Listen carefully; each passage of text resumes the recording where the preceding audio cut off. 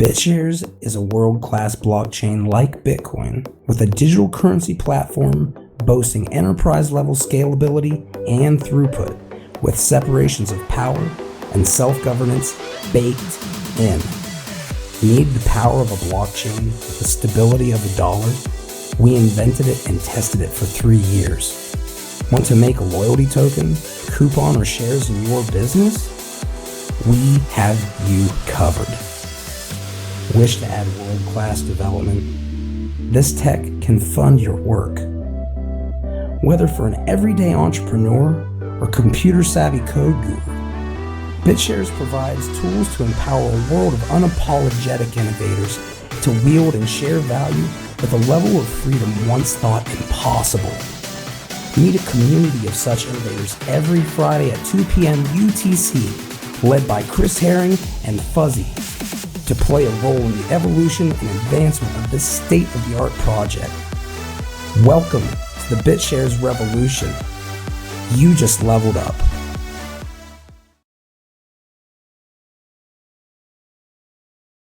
How many transactions can we really put through the graphene chain? And the idea is basically to set up a special chain just for that with, I think, 8 different witnesses who are going to run the chain, and then they're going to be a special script running over a couple of minutes to basically plot the graphene, this special test network with traffic to see, okay, how many transactions can we do? In the last tests that have been done, I think over a year ago almost, we could manage up to over 10,000 transactions per second with a specific script, which is, of course, by far one of the fastest blockchains we have really on the market, which is really outstanding to see so much power in a decentralized way. And this is a new approach now to do that again. And I would like to get your feedback now. What do you think about it?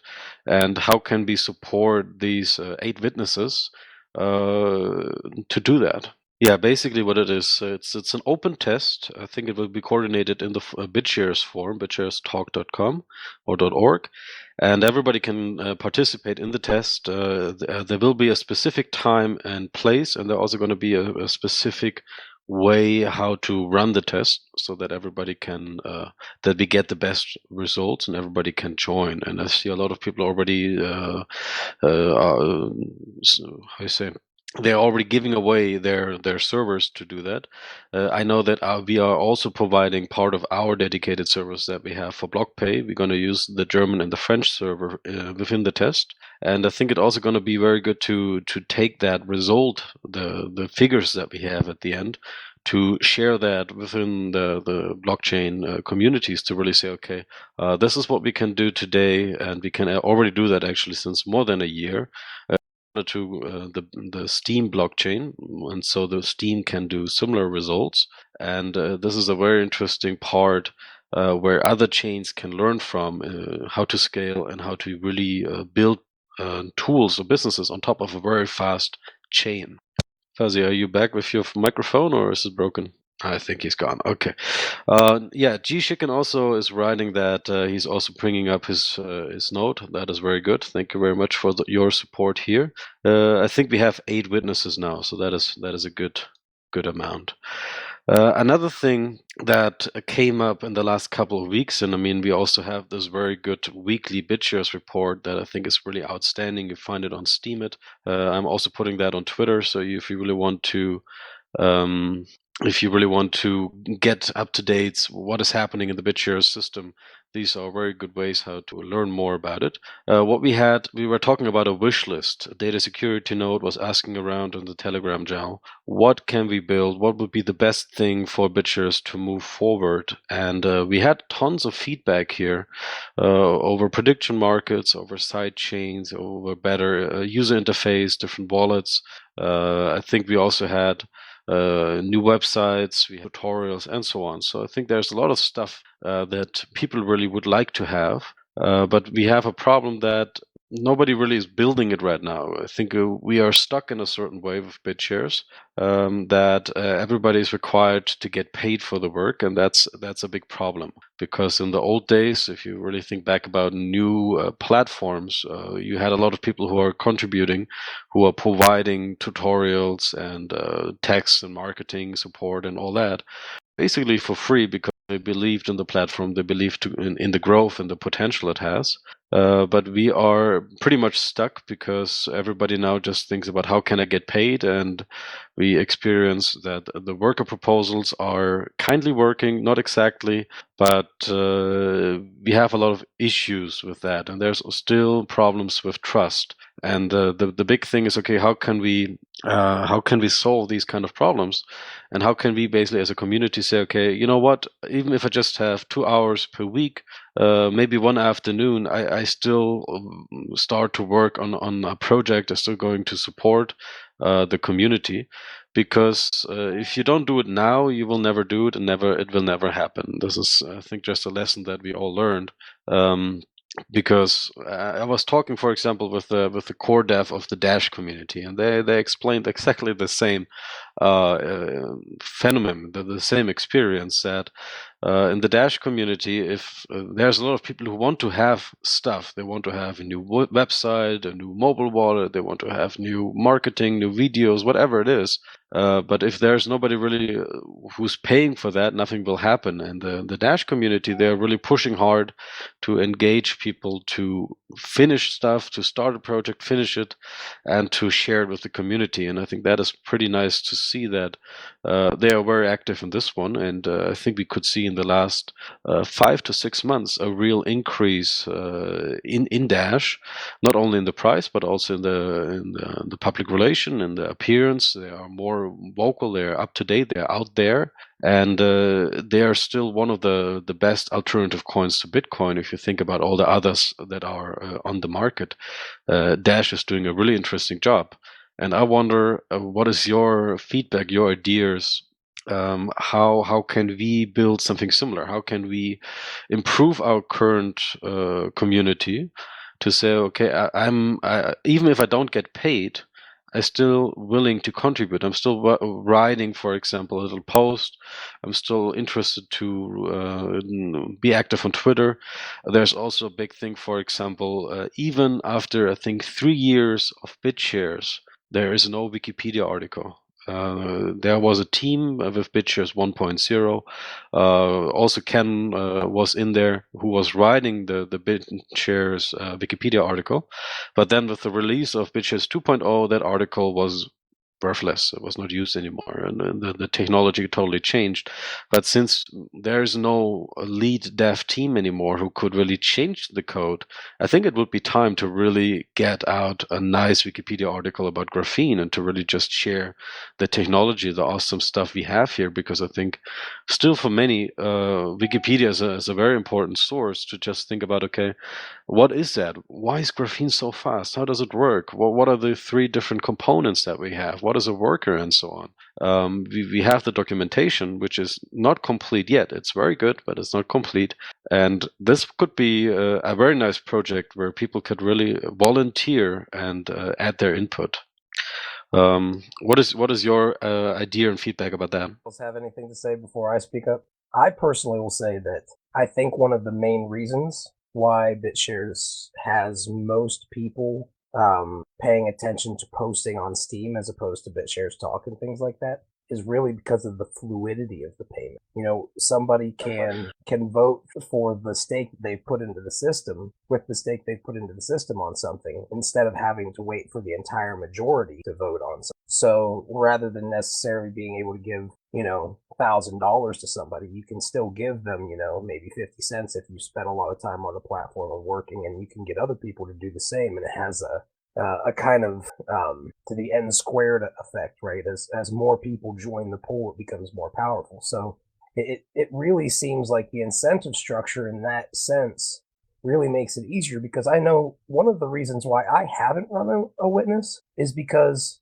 it's not only do I have to pay money to get it started up and everything, but it's like, it just doesn't seem like there are a lot of people who are saying, well, who will say, well, you should do this instead of a witness. You should, do a crowdfunder. You have a lot of people who have their own opinions on what you should do other than getting paid. And generally those people are people who are not doing a bunch of extra work in the space.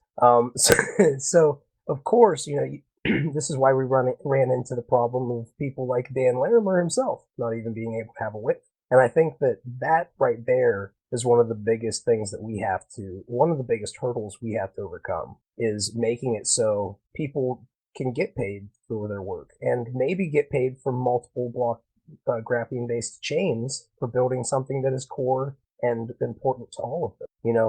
Something like that would be amazing. I think we really hurt ourselves by not having multiple chains things too, because if you have a DNS chain and a bunch of other chains, and they all have their own demographics of people who might work for free on DNS, but might not work for free on a graphene-based trading platform. Well, that opportunity's gone, right? It's not gone, but what happened in the past with the merger kind of held that back from us being able to get those people who might. Or if there's a secondary chain like that, people might be able to get paid from that chain as well to work. There's a lot of stuff that we can do.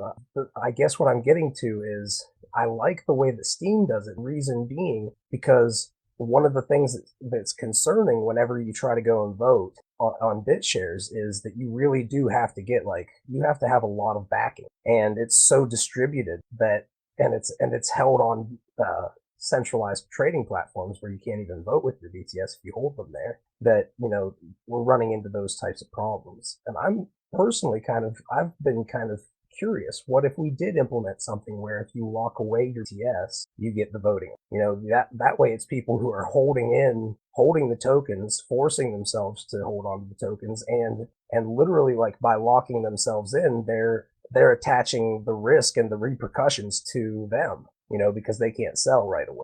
I really do. Yeah, I personally think that system is something that we should look at. Well, I think it's definitely an interesting idea to say okay, only people who it's like the Dash masternode network where you just have to basically lock away a certain amount of BitShares, or just the action of doing that allows you to participate in the voting system. I was just thinking about where you were talking, Fuzzy.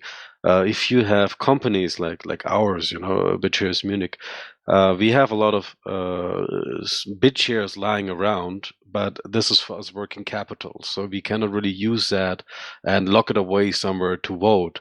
And we are still centralizing. We're still collecting all the running BitShares into our accounts, into our company accounts, similar like the exchanges are doing that. And I think at the end, the power still relies with the big companies.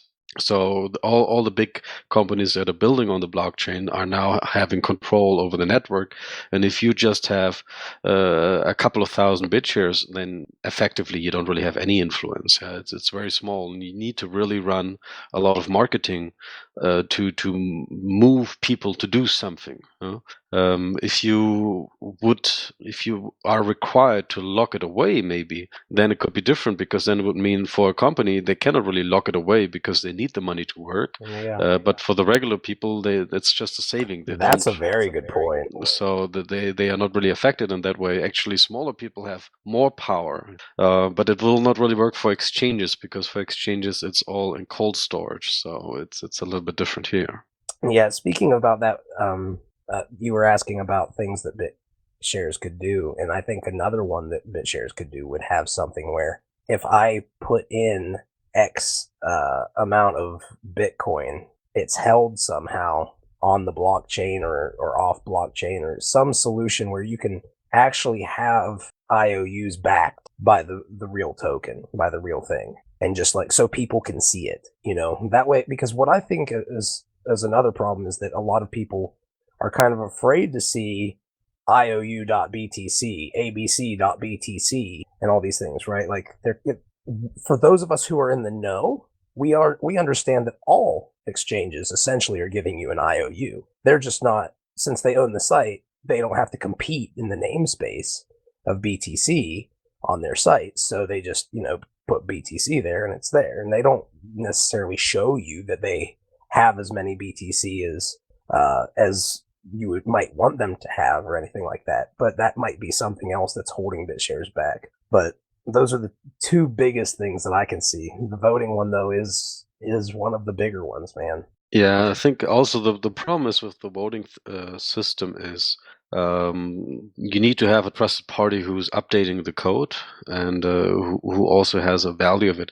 I mean, like Ken and I, we were discussing that topic for a while already. How can we add new features to the BitShares code base without basically losing too much money as a company? Because of course we have a lot of people who are trained on the graphene technology, but if you tell them, okay, now build this and that feature, it costs us a lot of money that we didn't really figure out yet how to compensate that.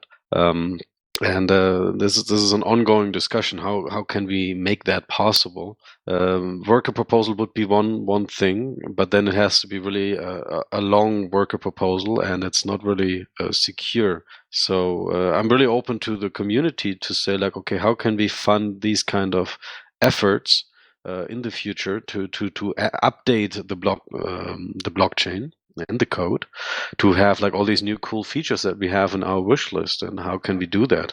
I mean, we have developers who can do it, but it's just the money that is missing. Chris, you've already got experience of how to do it. You write a post on Steemit, and people who are interested in that feature, like me, like Fuzzy, like you and Ken, will upvote it, and a whole bunch of other people will upvote it, and you've got an initial startup funds, and then you write progress reports, and you get more funds. It's been done. You guys have done it.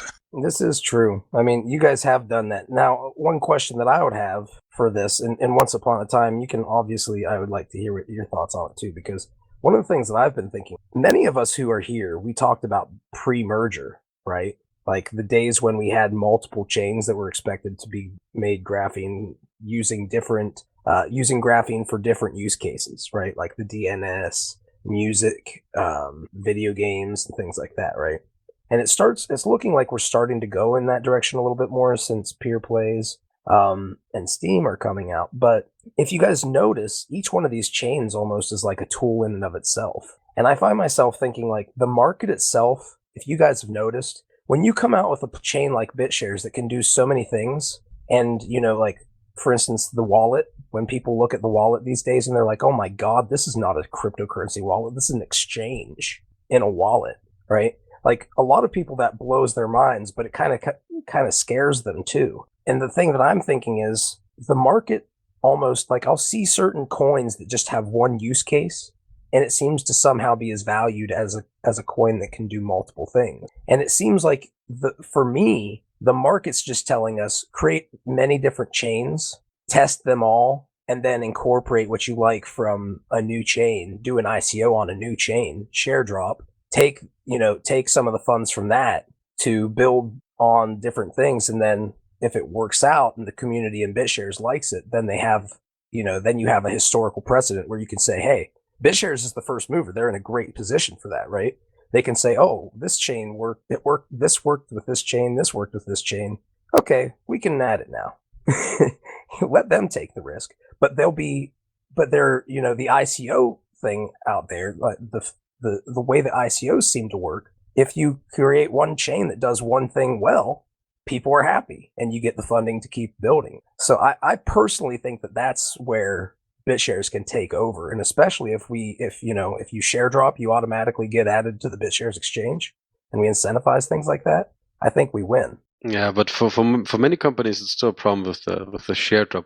Where I would agree is to say there are a lot of companies and startups who make the decision to build their own blockchain because they say they want to have everything custom made. It has to fit their business model and their idea, and especially also, I was just sitting together with a banker to talk about that for lunch.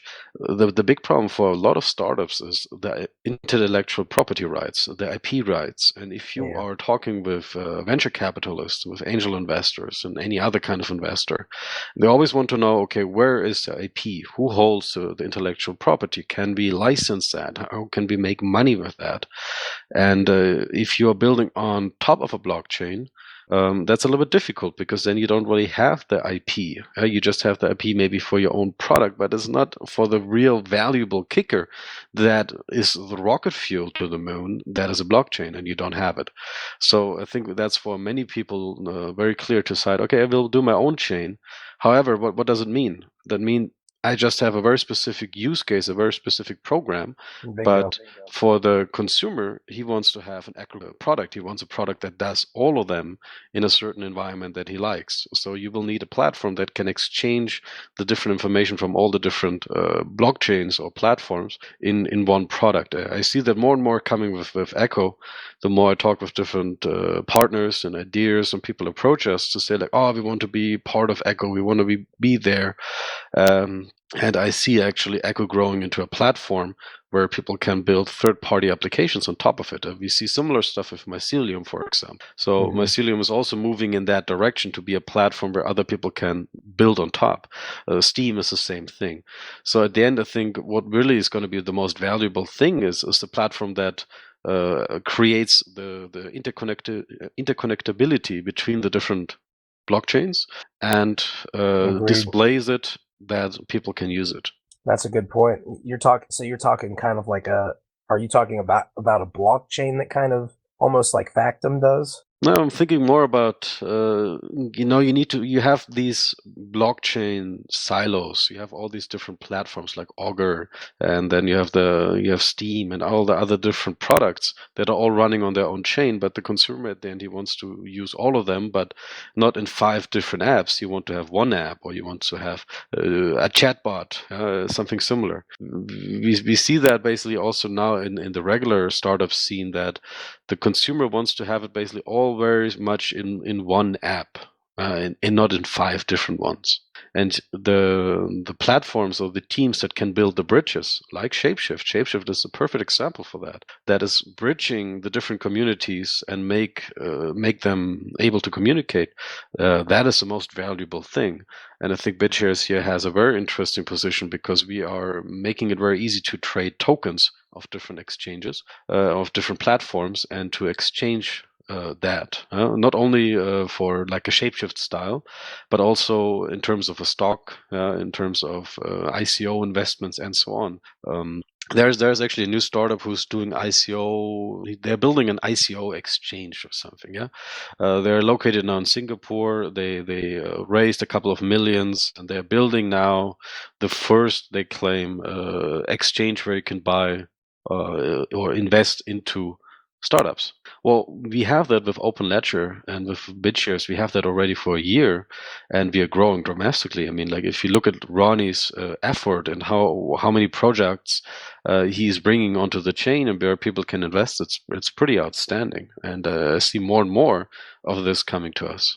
Have you guys talked to Ronnie, and have you guys considered the possibility of doing? I mean, graphene would blow any other chain that's meant to do this out of the water, and then you could have BitShares in addition to it. I just don't understand why we don't leverage graphene, because everybody else is too stuck on the other technologies that are out there for whatever reason, whether they don't know what it does and what it can do, or they're a maximalist, or any number of reasons. The only way that I think that we really get people building graphene chains, which is only going to help BitShares and brand recognition and all that, is by creating an easy way for people to build graphene chains and reward them for it in some way, shape, or form, especially if they reward the early people who created graphene, like the holders of PTS, or any number of different projects contribute in the history of that. I personally am thinking, man, like, what keeps us from having a chain like that? What keeps us from having an ICO chain? I mean, couldn't Ronnie get a bunch of funding using his network for an ICO chain? Well, and are you guys capable of making one if you needed to? I mean, like, do you guys have the developers to do something like that? Well, we definitely have the developers because it's just a fork of graphene of the BitShares chain. But I think actually you don't really need to have your own chain for this kind of business model, because you have everything you need on the BitShares platform already. You don't need to have your own chain I agree and to with have you. full control. That would make no sense, and it will even decrease your security, because I think a lot of people still forget, if you have your own chain, you also have to run the whole security network, all the witnesses, all the miners, or everything you need to have decentralized platform. And if you're just a very small community, that's a lot of overhead. That's a lot of cost and risk that you're adding. And that's why it is smarter for certain businesses to jump on the big chains and not to run your own. But I think a lot of people are still learning that and I agree. waking up to that reality that it's very it costs a lot of money to run your own infrastructure. I think it's going to take like 3 or 4 more years, honestly, before people realize that graphene is like not making their own chains is going to be better to work with another chain that already has all that stuff to a large degree. Now, the question that I have though is, with the funding that would come from an ICO of one of these chains, what more could be done to market, to bring more people in who could help to make the community larger, and the community of knowledge, right? Who can actually contribute larger. Yeah, I think there was a very good comment in the chat a couple of minutes ago. I'm just trying to look for it, but basically what the comment was saying, that through companies like BitShares Munich and also BitCapital and Open Ledger and all the others that are building already on the Graphene, on the BitShares blockchain, they do marketing for themselves, and people are looking into the underlying technology, and they realize, wow, this is a really cool platform. So in this way, we don't really need to have so much direct marketing for BitShares, but it will definitely help. And I was also thinking about, what if you do basically another ICO? Like we take BitShares as what it is today, we wrap it in a new marketing scheme, and we do another ICO and invite people to invest into a core developing team that is then building all these new cool features that make BitShares really great and improve it. And I was wondering if people would be interested to invest in that. I'm not really sure what would be the return on invest. How can we make money with that as an investor? If you're not a big if you're not a big BitShares holder, and the price goes up, then there's not really anything else. But maybe there are other ways how to do that. FBA style is in the chat room. Yeah, that could be an interesting thing. I mean, like, what I really like, if I look, for example, at the Zcash or Zcash, everybody's pronouncing it differently. What they do, they say, okay, we take 10% or even 20% of the mining reward that is generated by each block and put it into the lead developers.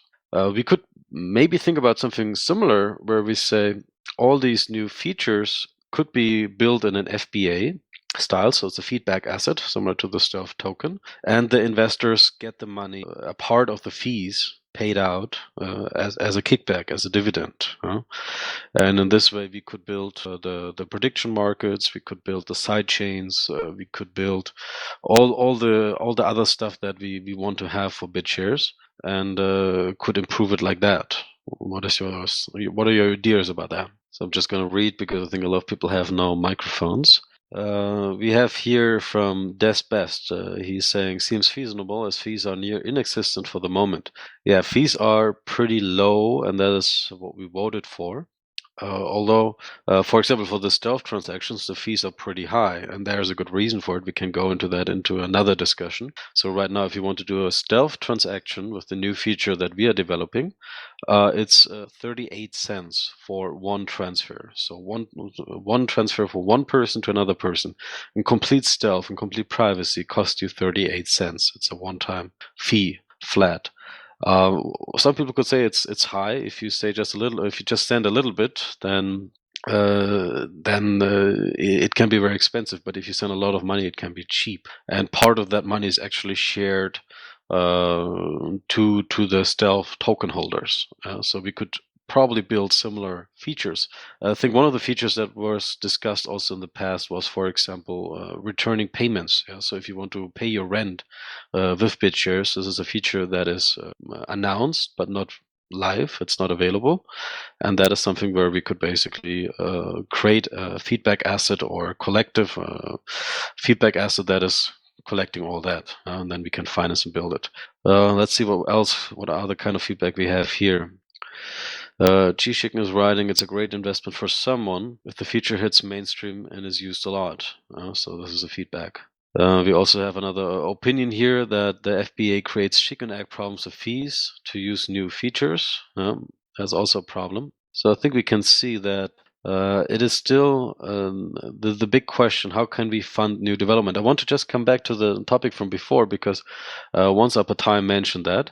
Yes, we personally with BitShares Munich, we had a very good experience in how to raise funds through the Steam platform, where we basically announced a project, and we collected money, we collected Steam, we cash it out to pay our developers, and then we have monthly updates to talk about, or weekly updates to talk about what happened. The thing is, that works pretty good, and it's just the problem is it's not really a lot of money yet. If you just get $100, $150, that is not enough to pay very experienced developers. So for us, that is right now not really a choice yet. Maybe it's a good time to try it again and to say, okay, if we are building up a audience, a followership, where people are supporting us, then we can ramp up to $200 or $300 per post. But it's going to be pretty hard on Steam, other traffic going on. And I'm looking for other means of financing further development. And another idea I had for how can we fund basically new development for the BitShares platform is to say, okay, what if we bring in VC money? So if we basically show them what a great platform it is, and say, okay, you can buy BitShares, for example, and with part of the money that you gave us, we are going to develop these features to increase the value of the BitShares. That could be one thing. Another thing is that, similar to the FBA, where we say, okay, you give us money and then we build that feature and you will earn part of the kickbacks. But to really talk to big investors, similar like Ethereum did, who had these big Chinese investors invested, and to say like, okay, we really want to build this platform and it's going to provide value and probably also coming up returns for everybody, because the platform is so great and you can do so many incredible things. You guys ran your own ICO. Can I ask you, do you feel like you would have made more money if you would have made your own chain for it? I'm questioning that myself. I think for some people it could be more interesting. What for us is a big thing, but that's more from a legal perspective, is when you are creating an ICO and you want to avoid most of the legal problems, then you create your own chain, and you are selling the token to the own chain. And what you are claiming is that the only way how to access that network, you need to have basically a membership pass, or you need to have a ticket to enter and operate on the blockchain you build, and that is the token you sell. And in this way, you're not selling any kind of securities or stocks or anything similar. And it's a very nice way how a lot of startups and companies are avoiding these regulatory problems. In the way that they say, okay, we are not selling stocks, but we are selling tickets to a platform, an entry ticket or membership ticket, and that today in the current regulation or regulatory environment, this gives you a lot of freedom to operate. This is something that we learned, and of course everybody should do their own research. This is just a disclaimer for everybody, but if you plan something like that, it definitely helps.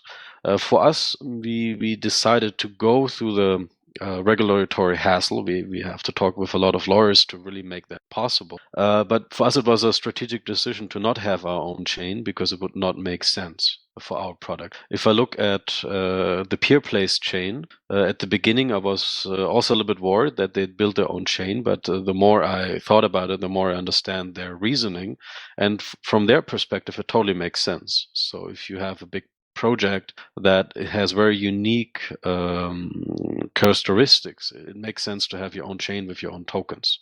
But if you can make it, and if you have a lot of good ideas, of course, there are more benefits to build on top of another chain, and then figure out a different way how you can use the tokens within your products. The reason why I ask you is because it seems to me that you open yourself up to a lot more regulatory stuff with UIA, kind of like we were talking. B, you do have another blockchain to create a blockchain. However, if I often think, and this goes back to the history again with the merger and how everything happened to merger. I really think that we can even go back to the old Hangouts where I talk about this. I really think that if different chains came out and created their own use cases, even if they were novel, simple graphene use cases, kind of like how PTS existed, if you guys recall, as a BitShares powered chain at one point in time, and it really was just like a wallet where you could just pass tokens around. I think about things like DNS might be a good example. How they were planning on having like an exchange where you could actually trade namespace. Different things like that. I think about all these different things, and to me, I think, well, even if it's a simple use case and BitShares could do it, the demographic for these chains often are different. So people who might not work for free for one graphene chain might work for free for Steam, or they might work for Peer Plays because they're a game, or and to me, if we were to have in the top 20, a bunch of graphene chains, and we had Hangouts where the developers of all these chains and their communities, joined together and talked about how they could work together, and you would basically see all of these chains indirectly marketing BitShares. And eventually, who knows, maybe that technology, maybe all these people who created the chains would say, why don't we just all merge all the functionality now that we've accomplished what we've accomplished? I just don't see a reason to do it any other way. Do you see a problem in that I'm not seeing? Yes, I see a couple of problems, because I think for companies who are deciding to build their own chain, there's a very specific business reason behind that, because they need a specific kind of feature, a specific kind of like built-in smart contract, or something similar, like a different speed, for example. The one community, they decide they want to run on a 2-second block time, and the other want to run on a 10-second block time, because it has a certain kind of security reasons, whatever. So those two communities are pretty hard to unite. You cannot merge them, because the new platform will not support both of them. So that will not work. I think it is more interesting to really incentivize people to build on one chain that is very flexible with one common business goal. So, for example, if you want to build on BitShares, there's only one good reason to build on BitShares: if you want to do crowdfunding, if you want to do money transfer, if you want to do loyalty tokens. These are all good companies, good areas where you can earn a lot of money, and where BitShares is just perfect. Can I ask you a question, though?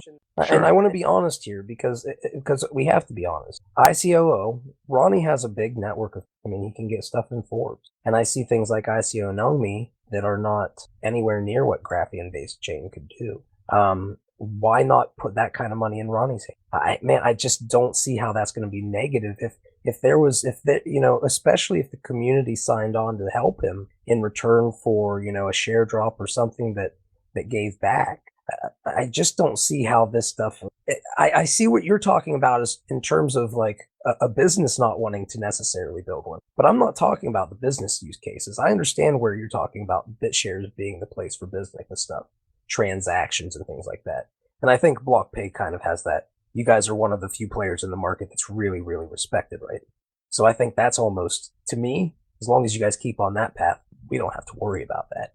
But whenever you brought up the point about Ronnie in the end, why doesn't he have the funding that, a chain like that, or the valuation of a chain like that? It's because it's a chain, and the market's telling us that. So we could ignore it, or we can try to find a way of tapping into that little gold vein and have a party with a disco ball underneath it. I don't know how to do that, though. Yeah, that's another thing that I noticed a couple of days ago. There is a new post by the Chinese. There's a new witness from Yao. Yao is one of the oldest BitShares members, very active in the Chinese community, and he was mentioning this other graphene project, which is called Yo-Yo, which is graphene chain, which is focusing on China.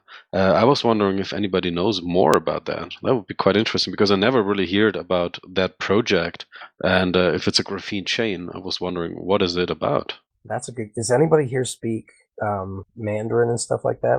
And has read a lot of information on this? That's a great point, man. Maybe it was a slip. I mean, like there are these rumors that the Chinese community is building their own graphene BitShares version or something. I was asking them, but they denied it.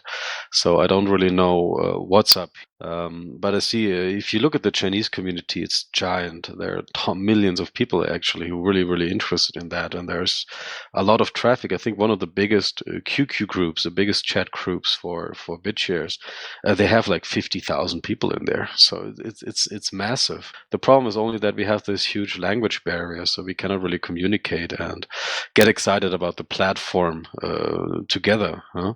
So Yao and his team, and also Kim Sif, who are actually also BlockPay ambassadors, they help us to build that bridge with those communities.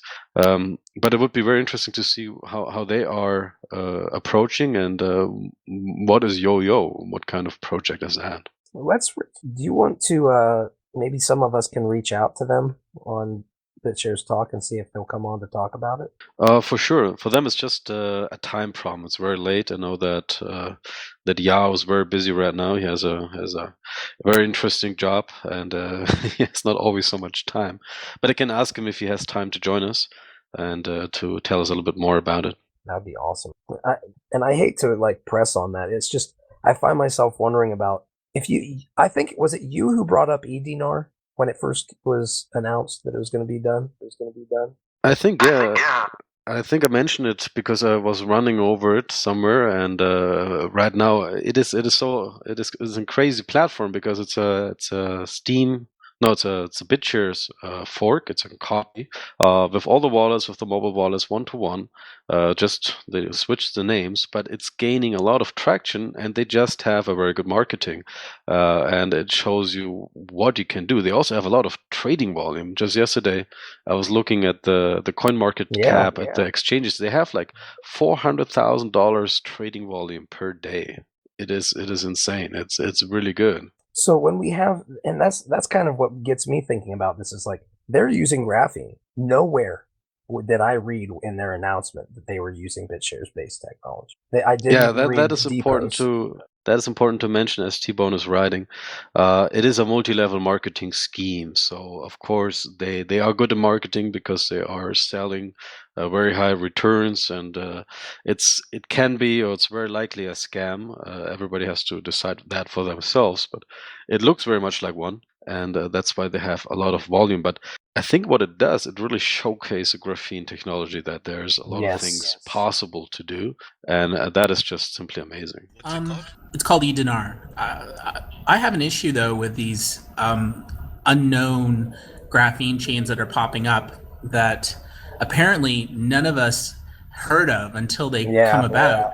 And there's not even any talk of share dropping. There's nothing about what it is, community involvement, anything like that. And, the share drops, PurePlays seems to be the only one that has offered anything of the sort. And we did it for numerous reasons, but that was because we had a very advanced high-level understanding of the whole thing and where we are in the community. So the thing is, though, is that with these new projects that keep popping up using the graphene base, we can say, yeah, it's great, they're using our technology. But the truth is that these are projects that basically have gone rogue. They've just decided to take the code and not give back at all to the community where it originated from, save them literally tens, if not hundreds of thousands of dollars in development. They would have never been able to do it unless BitShares existed. So it's really, I don't want to sound like I'm going negative or anything, but if we're going to have any kind of protection, I guess you could say, in terms of what we have to offer as far as the technology is concerned, or as being the originators, I think that projects that decide to just take code and then not compensate in any way or give any acknowledgement, I think that they basically have to be outed. I think, we're either going to show support and really showcase projects that actually, provide some kind of, I don't want to say compensation, some kind of like consideration to the originating community. Those should really be showcased, while others that don't, I think should really kind of, what kind of project are you if you go and you just take other code and then just like hide the fact that you did that? It's very it's somewhat underhanded, and I think that it's something that as a community, if there's some type of I guess you could say acknowledgement of these things that is clear and public, it might deter others from taking such actions as we've seen over the last year from others that are just starting these rogue projects and just not, like, we don't even know about it. And oh, by the way, we're using what you guys have. So what do you think? Go ahead, Chris. Yeah, I think that was around a very good closing verse from Data. I totally agree that this is an issue. We also see that with our wallets. That a lot of people are starting to copy and look into the SmartCoins wallet, and it's open source, everybody can do it. But of course, we also would be glad to get mentioned and to get the credits for that. eDinar, as far as I know, they don't do that. They don't credit the graphene, they don't follow the MIT license, and they're not crediting Cryptonomics. So that's a big problem.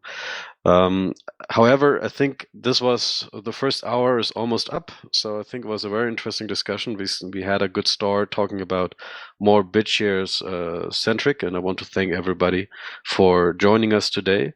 We have 5 minutes before the next show is going to start, so I would like to end it for today and give everybody a short break, wrap it up, and then we will go on with the next show with the Beyond Bitcoin by Fuzzy. Thank you very much for joining today, and talk to you all soon. Chris, thank you very much for representing this chain with this stuff, because I've been waiting for a long time for somebody to do this. Because you guys hear me talk about this stuff from kind of the angle of multiple graphene chains. One of the things that Beyond Bitcoin was always wanting to do was to try to be one of the ways that we incentivize what Data's talking about. It wouldn't even be as bad if the eDinar people were to like come around and talk about eDinar and be open to being asked questions by the people who actually know the most about this technology. But I don't think that a lot of people realize one of the worst things about that is not that they're taking this technology and using it. It's that whenever they're not giving telling people where they got this technology and telling them about it. This makes it so pretty much any script kiddie can go out there and make a chain like that and act as though it's they are the person who has the skills to build a chain from scratch like that.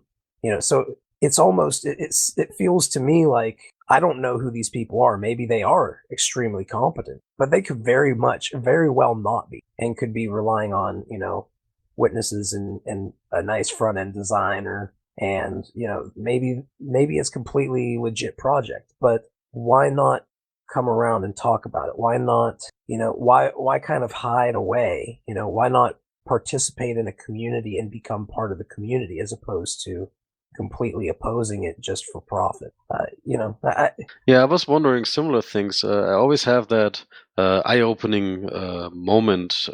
I'm just thinking about the name of the two brothers from the Nordic countries who were going to a regular fintech event, and they were just pitching about BitShares and also about Steem. And they were talking with investors, and the investors were just blown away by the technology. They're like, wow, this is incredible that exists, that is finished.